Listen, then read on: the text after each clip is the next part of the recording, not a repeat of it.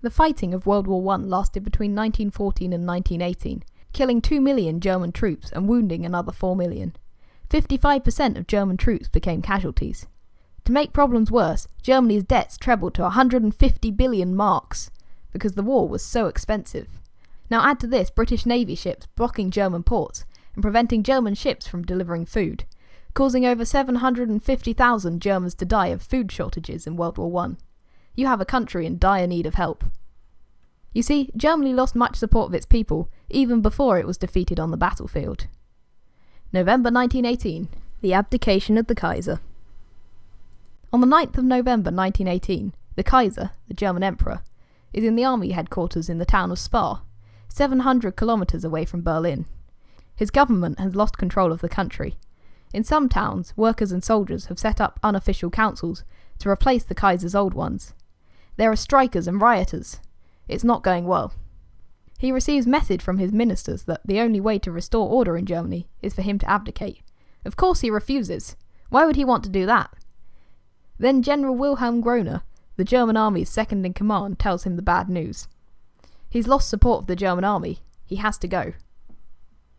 That very same day, the 9th of November 1918, the Kaiser is forced to abdicate, going into exile in Holland in the early hours of the next morning. The streets of Berlin were full of people. Some gathered peacefully, others armed, taking over parts of the city. Philipp Scheidmann, a leading member of the largest party in the German parliament, the SPD, Social Democratic Party, was inside the Reichstag, the German parliament building, when he was told that armed rioters were preparing to announce a communist government in Berlin. Scheidmann runs to the nearest open window of the Reichstag, announcing to the crowds that the Kaiser is gone. There is a new German republic. His appeal is for a peaceful transition into this new republic.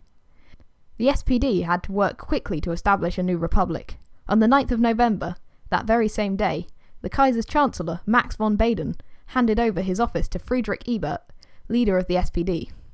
On the 10th of November, Ebert made an agreement with General Groener to work with the army to keep the communists out of power. He then suspended the old Reichstag, parliament, disbanding all its members.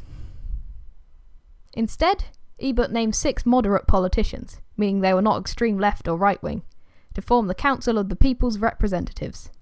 The council were to be head of the country, but only until a new constitution, method of running the country, could be agreed. His plan was to keep the extremist parties out of power whilst transitioning into the new republic.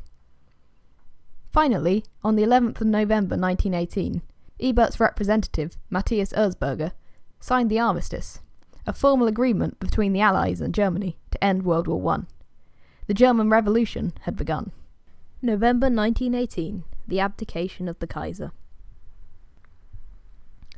Thanks for watching. It would be appreciated if you were to click that subscribe button, and I know you want to watch another video.